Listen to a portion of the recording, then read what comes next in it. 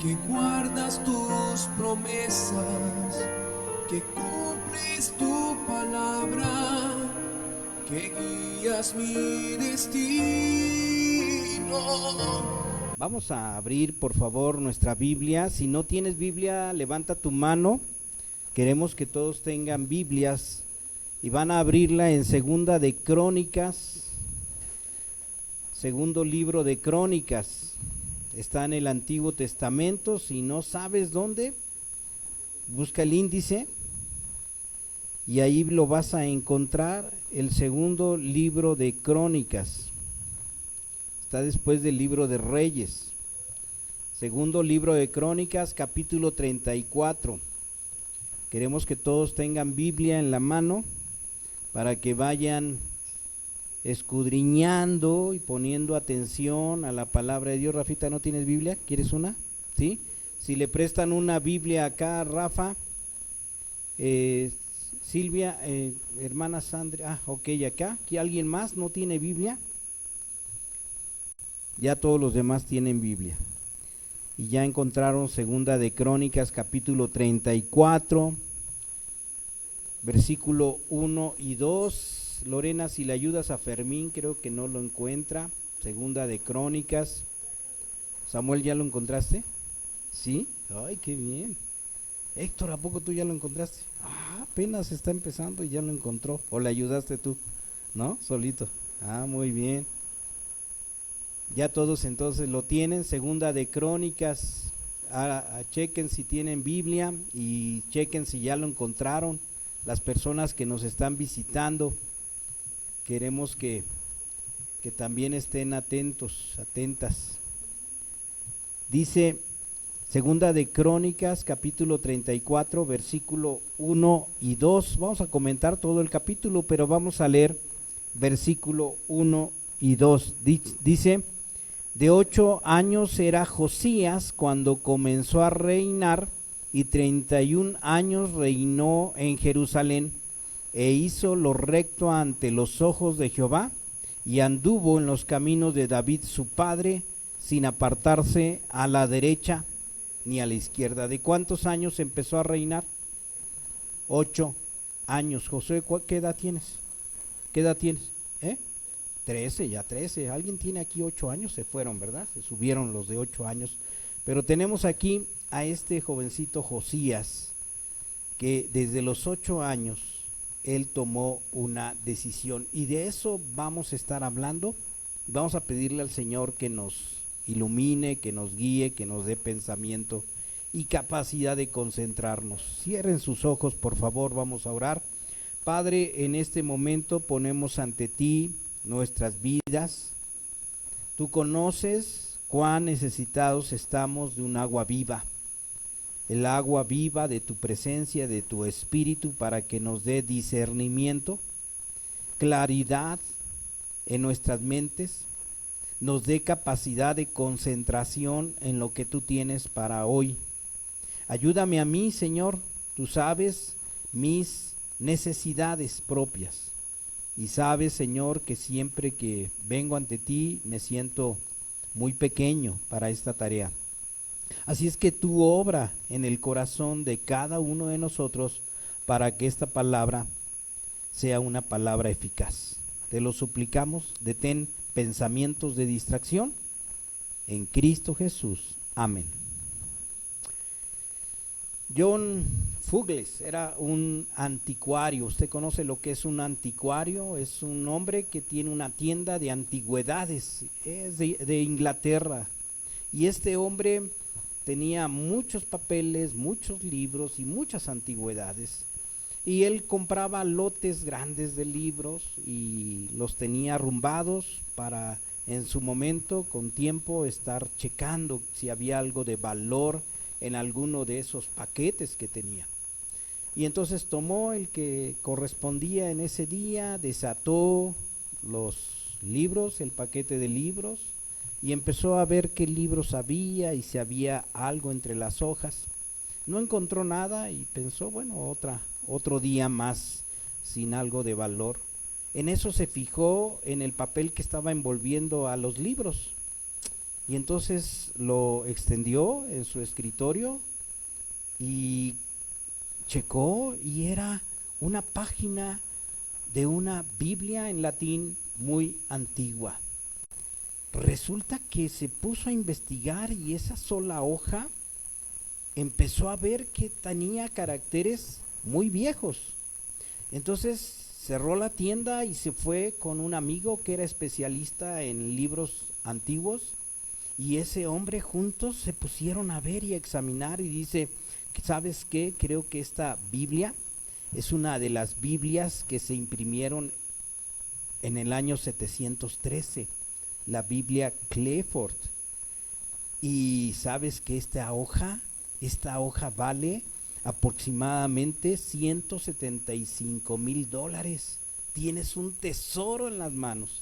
Una sola hoja de una antigüedad, de una Biblia muy antigua, una sola hoja valía esa cantidad de dinero. ¿Te imaginas cuánto valdría la Biblia completa? Millones de dólares valdría una Biblia completa. Pero la Biblia no se mide tan solo por el valor monetario que significa, sino por el valor que para nuestras vidas puede tener, porque podemos tener y haber ganado mucho dinero, pero ¿qué caso tiene si ganamos el mundo y perdemos nuestra alma? Así es que vamos a ver el valor de la Biblia, y vamos a ver el valor de la Biblia para nuestras vidas. Así es que a partir de ahora vamos a estar predicando todo este mes acerca del impacto de la Biblia, para que nosotros la veamos como un tesoro del cual debemos de aprovecharnos. Y la historia que vamos a predicar tiene que ver con ese efecto en la vida de un niño, un rey que fue rey de Judá y un rey bueno. Como dice aquí, versículo 2, Josías, desde chiquito, ¿cuántos años que empezó a reinar? Desde los 8 años, él tomó la decisión de tomarse de la mano de Dios.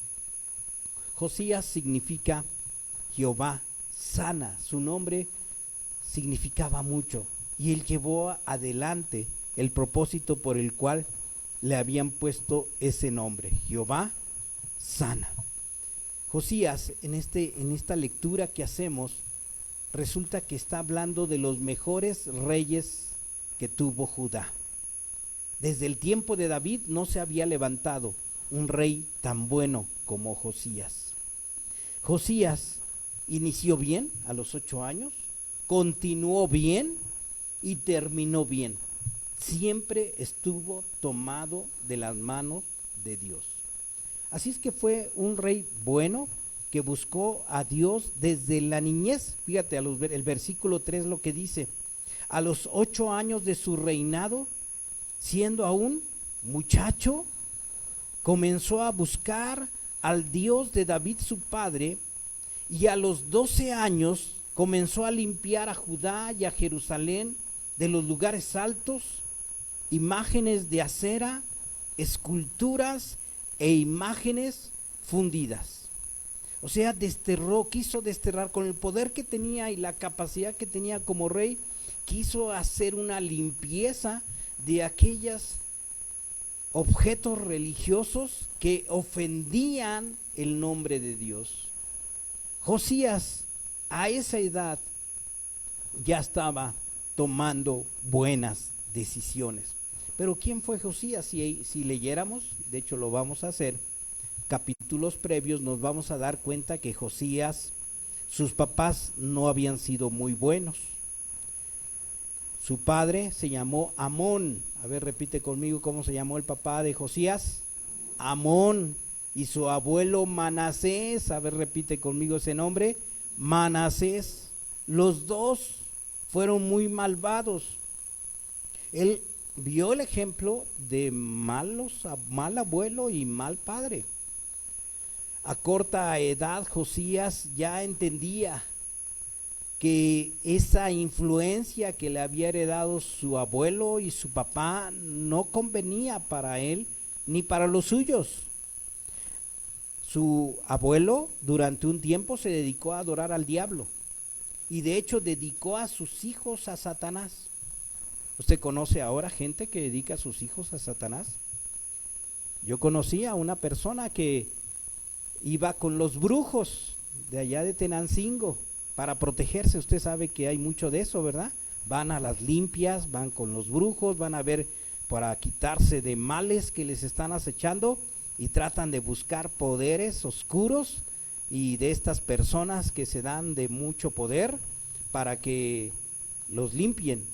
Y este hombre, este varón, andando sin Dios, de las cosas que hizo fue pedirle a uno de los brujos que enseñara, que adoctrinara a uno de sus hijos.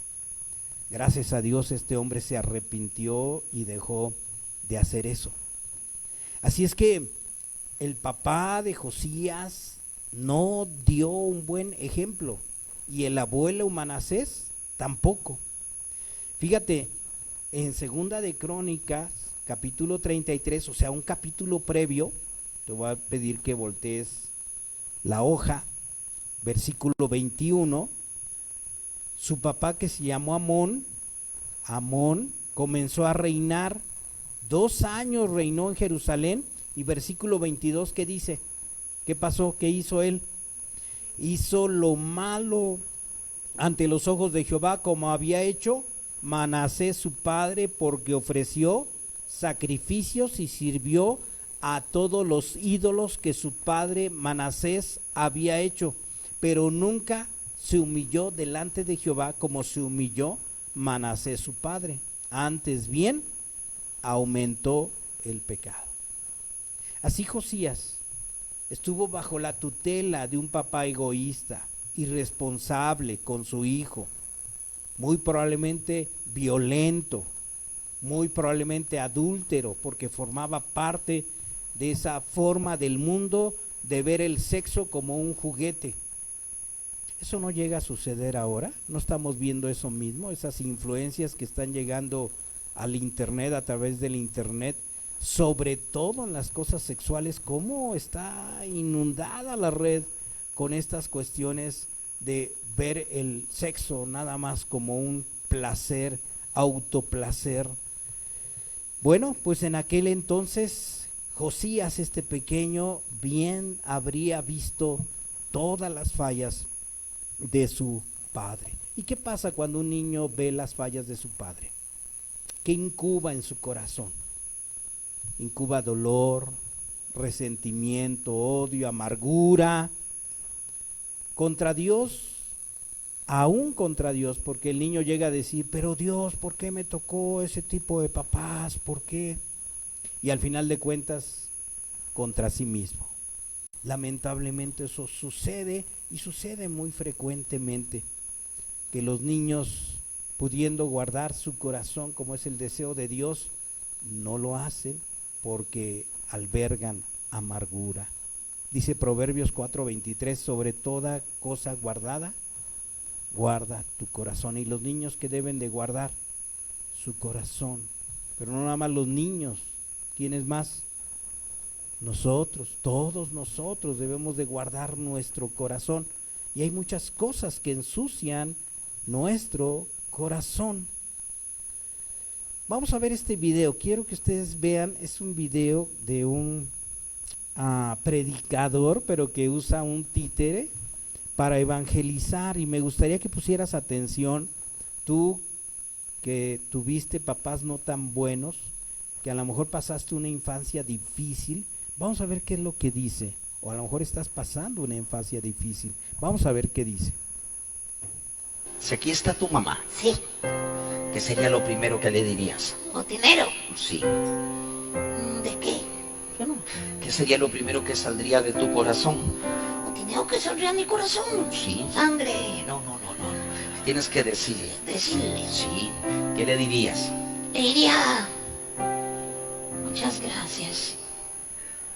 Gracias. Sí, Gracias por haberte dejado un hospicio de huérfanos, por haberte abandonado. no. Gracias por haberme regalado los 9 meses más importantes de mi vida. Gracias porque no me abortó. Algo me tenía que querer. Me guardó otros 9 meses en su vientre. Aguantó dolor, incomodidad. Tal vez ese era el único propósito de ella, traerme al mundo. Y lo hizo. Yo no sé por qué ella me abandonó, yo no sé si no tenía dinero, no sé si tenía miedo, no sé si la obligaron, pero lo único que sé es que me guardó 9 meses. ¿Cómo no darle las gracias de haberme dado la vida? El resto no es mi cadena. Eso Dios lo arregla. Me dio la oportunidad de conocer este mundo, me dio la oportunidad de ser más importante que los ángeles. La vida es el mejor regalo que tus padres te dieron. Es tan valiosa que la cuidas. Es tan valiosa que gastarías todo tu dinero para sanar, curarte. Ese es el regalo. ¿Sabes? No existe un papá perfecto, no existe una mamá perfecta. Porque ni siquiera tus padres te trajeron a este mundo, o sea, te pensaron. Ni siquiera te dieron a escoger cuándo naces, la hora, ni qué sexo vas a hacer. Porque tú primeramente naciste en el corazón de Dios. Él te dio la vida.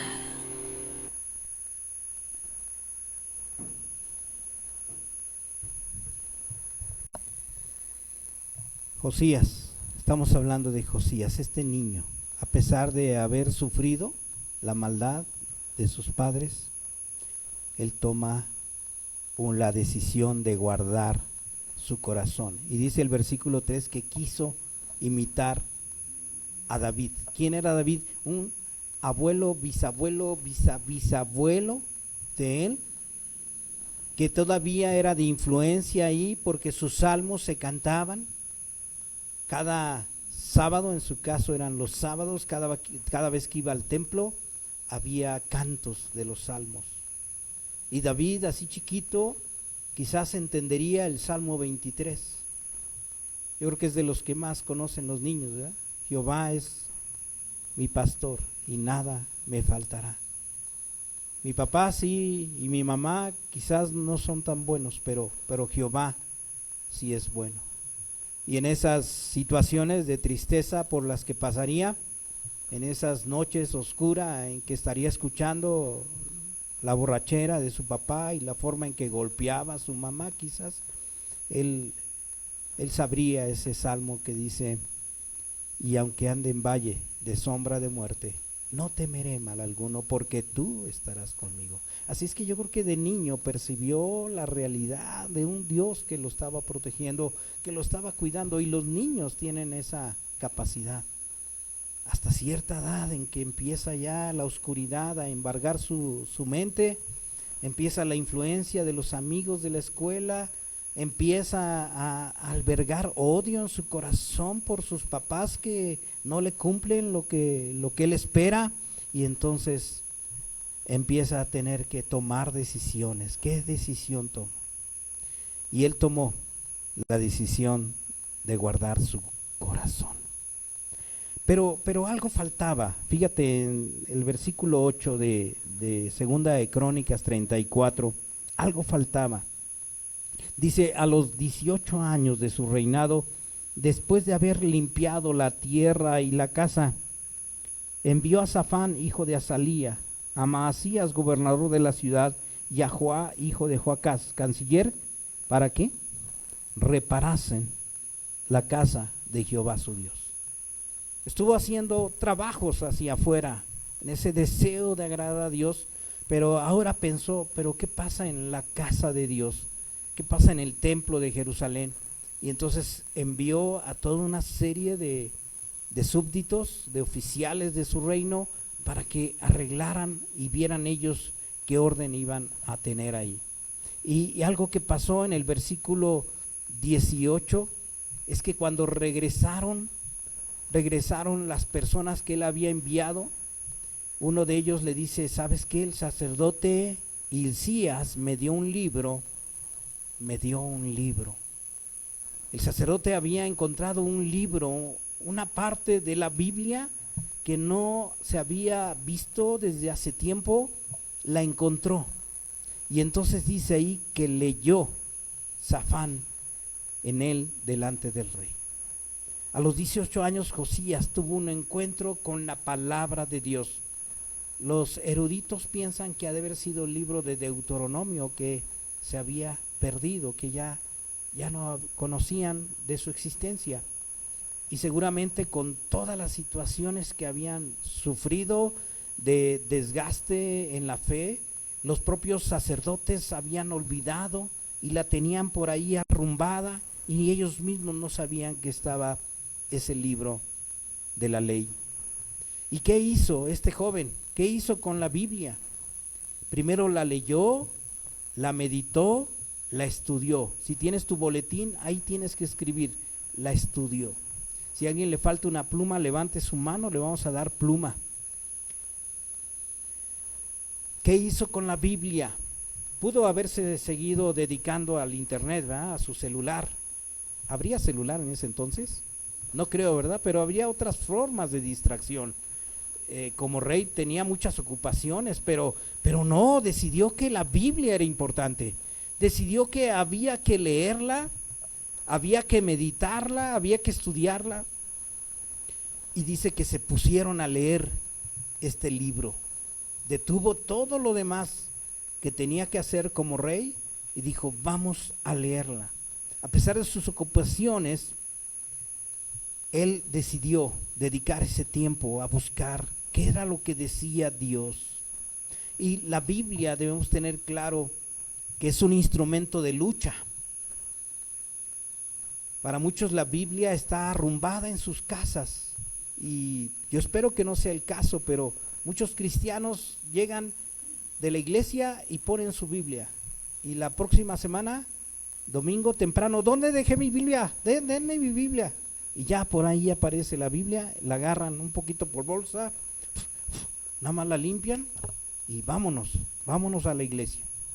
Algunas veces otros ni traen la Biblia, otros ni traen la Biblia, otros ni tienen Biblia, ni han querido tenerla. Pero en este caso este joven decidió que sí. ¿Qué pasa? ¿Por qué la Biblia es tan difícil leerla? Porque es un instrumento de lucha. La Biblia, si la lees, te va a simbrar, va a ponerte en advertencia y va a ponerte en lucha. De hecho, Jesucristo lo dijo así, que el reino de los cielos sufre violencia. ¿Y quiénes lo arrebatan? Los violentos arrebatan el reino de los cielos. ¿Por qué los violentos? Aquellos que están de acuerdo en que hay que luchar. Hay que luchar. Están de acuerdo en que la vida no es fácil, se requiere una intensidad de lucha. La Biblia, por otro lado, es el bisturí en las manos de Dios. ¿Conoces el bisturí que usan los doctores? ¿Para qué lo usan? Para abrir, ¿verdad? Abren. Y la Biblia es una espada, dice la palabra de Dios que es una espada de doble filo. ¿Por qué crees que te cuesta tanto trabajo leer la Biblia, involucrarte con la Biblia? Para ti es más sencillo como joven andar en el celular. ¿A alguien le cuesta trabajo andar en el celular? Los chavos casi nacieron con el celular en la mano, ¿verdad? No les cuesta trabajo. Pero ¿qué tal leer la Biblia? ¿Les cuesta trabajo? Isaac, ¿te cuesta trabajo leer la Biblia? Ay, qué bueno. Rafa, ¿sí te cuesta trabajo? ¿No? Ay, qué bien. Samir, bueno, ya ni pregunto porque se van a empezar a ir los niños, pero ¿sabes por qué cuesta trabajo? Porque es una espada de doble filo. Porque nos señala nuestros pecados, pero también a la vez que nos señala nuestros pecados nos da esperanza para limpiar nuestros pecados y para superarlos. Y la Biblia también tiene la característica de que nos lleva a Jesucristo, porque es el libro que permitirá conocer la propuesta de Jesús para nuestras vidas como el dador del agua viva. como el único pan del cielo, como el cordero que se dispuso para ir al sacrificio por nosotros. Y por otro lado, la Biblia nos enseña que Él es Jesucristo el Rey, que quiere adueñarse de nuestras vidas, pero con amor. No como lo hace el diablo, a través del internet puede ser, o a través de los amigos, se adueña de tus placeres, tus deseos, pero no te pide permiso. El diablo no pide permiso, ¿verdad? Se mete, tú le das la puerta y él se mete y ¡pum! Se va a querer quedar ahí con hábitos perversos, con hábitos que no ayudan. En la escuela tú empiezas a decir una mala palabra y al rato otra y al rato otra, con tal de entrar dentro del círculo, y al rato ya estás diciendo puras malas palabras. Eso sí, llegas con tu mamá y no dices nada, ¿verdad? ¿Por qué? Porque te echa chile en la boca. Pero allá en la escuela te las echas todas, ¿no? Pero la Biblia nos lleva a podernos liberar de esa situación que es difícil. No tan solo los niños, ¿verdad? Los grandes también.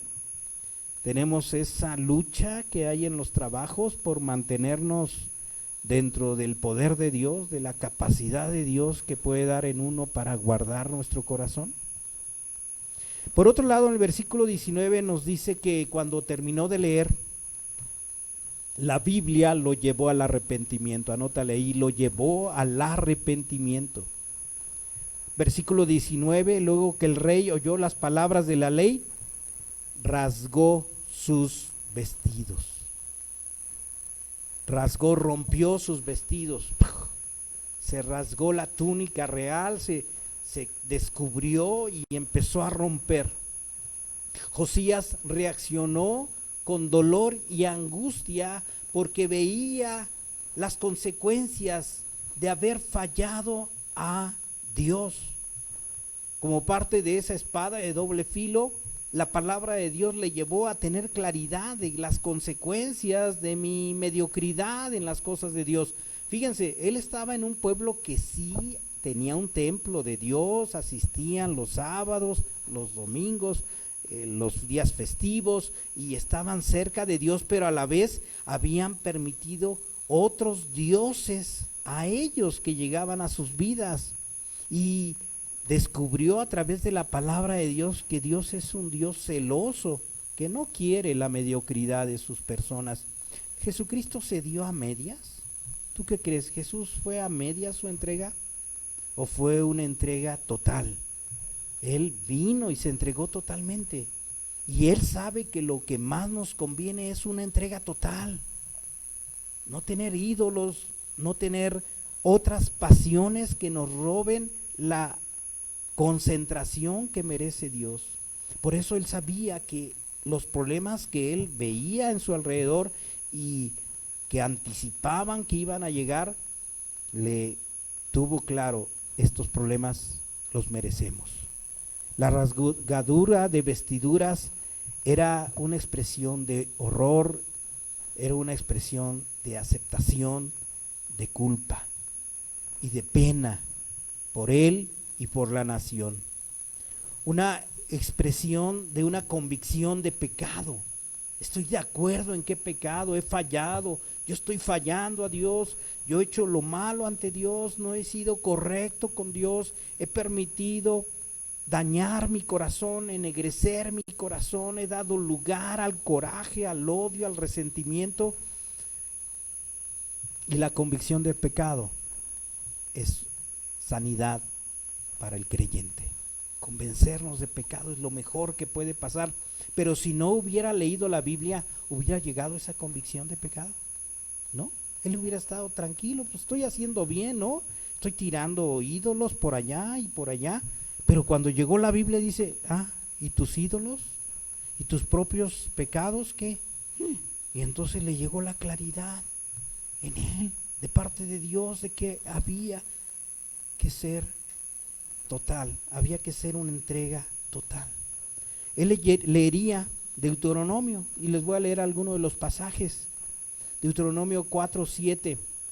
Está primero Dios enseñando a su pueblo que es un pueblo a donde ha llegado su palabra, y que Dios está diciéndoles, ¿hay algún otro pueblo en donde los dioses han estado tan cerca como el verdadero Dios ha estado tan cerca de ti? ¿Hay otro pueblo donde haya tantos estatutos y juicios justos dados por la ley de Dios? Hay muchos dioses que están dando eso mismo que Dios está dando, ese cuidado que ha tenido para con ustedes. Así hay muchos dioses. Y entonces Deuteronomio primero empezaba diciendo, sí, hay otros dioses que estén dando lo que yo doy. En Deuteronomio 4:25 también Dios le está advirtiendo, cuando ustedes hayan crecido y estén avanzando en edad, si se corrompen, pereceréis. Si se corrompen, les irá muy mal. Si desvían su corazón de Dios, estarán pagando las consecuencias de lo que están ustedes cosechando. Y en Deuteronomio 11:26 al 28, Dios dice a su pueblo, yo pongo delante de ti la bendición y la maldición. La bendición si oyeres los mandamientos de Jehová, y la maldición si no los oyeres y te apartas del camino que yo te estoy ordenando en lo que andes. Así es que esa convicción de pecado tenía evidencia. Dios le evidenció, ¿por qué nos está yendo mal como familia? ¿Por qué me estoy sintiendo mal yo como persona? Porque te alejaste de Dios. Y Dios mostró lo que pasa por alejarse de Él. Así es que la convicción de pecado llegaba justo en el momento en que necesitaba él escuchar esta palabra, la necesidad del arrepentimiento. Y luego en el versículo del capítulo 34, versículo 20, segunda de Crónicas, del 20-21, dice que le dijo a sus oficiales, lleven a consulten, y pensó él, ya tenía otros profetas, había el profeta Jeremías, había el profeta Sofonías, había profetas de influencia, pero él dice, no, consulten a la mujer de Salum, hijo de Tikva, consulten a Hulda, la profetisa, y pregúntenle, porque yo sé que ella habla con Dios. Fíjense, fue una mujer a la que consultó. Cuando tú estás queriendo como joven, como niño, como adolescente, como adulto, estás queriendo acercarte a Dios, es bueno acercarte a la iglesia de Dios, es bueno acercarte a las personas que te pueden aconsejar. No te quedes nada más con la inquietud propia, personal, sino acude a las personas. Puede ser una mujer, puede ser tu mamá si es una mujer de Dios, puede ser una tía, puede ser el pastor, puede ser un varón de Dios, de la iglesia, para que le preguntes y te acerques con alguien mayor a ti. Y dice en el versículo 26, pero mira, esto que has preguntado, el Dios de Israel dice así, por cuanto oíste la palabra de este libro, y tu corazón se conmovió, y te humillaste delante de Dios, te humillaste delante de mí, rasgaste tus vestidos y lloraste en mi presencia, yo te he oído, dice Jehová. ¿Y sabes qué? Te irá bien. Tú estarás protegido por mí y yo no te abandonaré. Tú estarás bien. Fíjense el valor del arrepentimiento. Cómo Dios es grande en misericordia. Había muchas razones para que cayera ya el juicio de Dios en ese momento, pero Dios detuvo su juicio. ¿Por qué? Porque Josías se humilló, reconoció su pecado, se puso ante el Señor en lamento, en tristeza, y Dios le dice, mira, te he escuchado, tu humildad ha valido la pena, porque te escuché. y porque tu corazón se doblegó y tu orgullo lo sometiste. En el versículo 31 dice que estando el rey en pie en su sitio, seguramente llamó a todos sus cortesanos, a toda la gente de ahí, les dijo: acérquense, por favor, vengan, ya consulté, ya leí la palabra de Dios, ya leí el pacto que Dios está haciendo con nosotros. Así es que le llevó a responder al pacto. Y entonces todos puestos de pie, él hizo delante de Jehová el pacto de caminar en pos de Dios, de hacer las cosas correctamente, de dedicarse a Dios y buscarlo intensamente, de seguir leyendo la palabra de Dios, seguir estando bajo la exposición de su palabra, y con todo su corazón y con toda su alma, él iba a poner disposición para seguirlo. Él no iba a ser perfecto, él no llegó a ser totalmente perfecto, pero estuvo de acuerdo en que a partir de ahora él iba a estar expuesto a la palabra de Dios.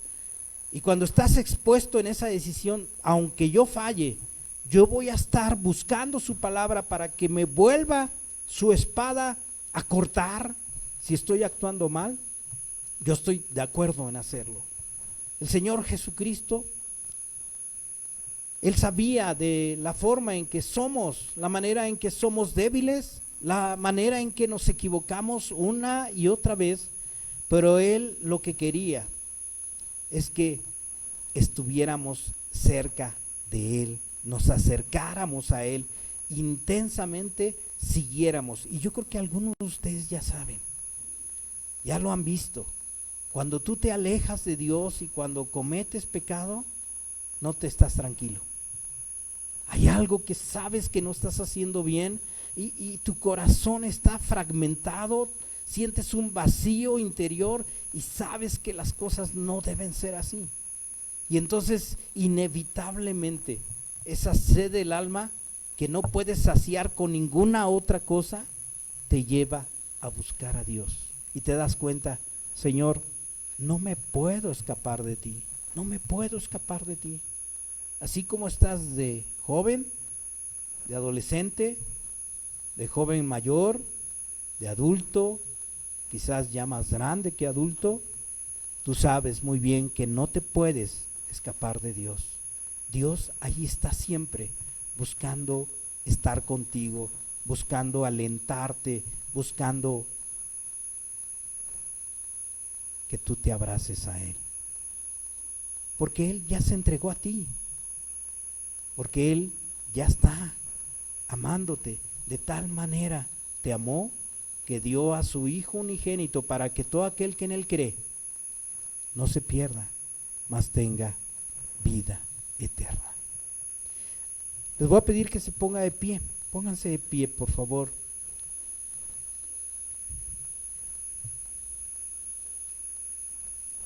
Vamos a orar en este momento. Sabemos que Dios hace un pacto de amor hacia su pueblo. Y lo que en este momento quiere Dios ver es tu respuesta. ¿Reconoces tú que has fallado a Dios? ¿Reconoces tú que ciertamente has permitido que otros dioses, que otras influencias estén navegando en tu ser, que estén afectando tu vida? ¿Te has entregado a otro tipo de pecado? ¿A un tipo de pecado que sabes tú a Dios le ofende? Pues es el momento en que tú puedes decirle a Dios: perdóname, Señor, te confieso mi pecado y te pido perdón. Yo entiendo, Señor, que las cosas me salen mal si me alejo de ti y no quiero vivir así la vida. Señor, ponemos en tus manos este llamado al arrepentimiento. Tu palabra nos llama a que busquemos tu santidad, a que busquemos que nuestro corazón esté limpio, que nuestro corazón, Señor, sea como el de niños inocentes y sin mancha. Pero nosotros hemos manchado el corazón y te pedimos que nos perdones. En este momento ponemos ante ti, Señor, aquella persona, aquel joven, señorita, que sabe que su corazón necesita un arreglo. Y te pedimos que tú, Padre, escuches esta confesión. Y en este momento, hermano, te pido, hermana, te pido que allí en silencio le digas al Señor en qué te has estado metiendo, en qué caminos de pecado has estado viviendo, para que tú le pidas al Señor que te perdone.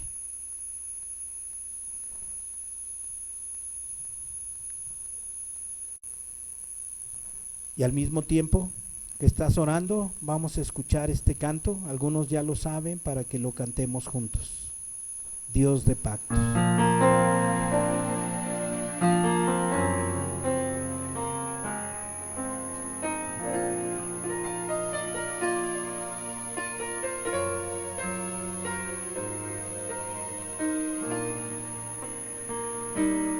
Dios de pactos, que guardas tus promesas, que cumples tu palabra, que guías mi destino. Dios de pactos, confío en tus promesas, descanso en tu palabra, por tu gracia estoy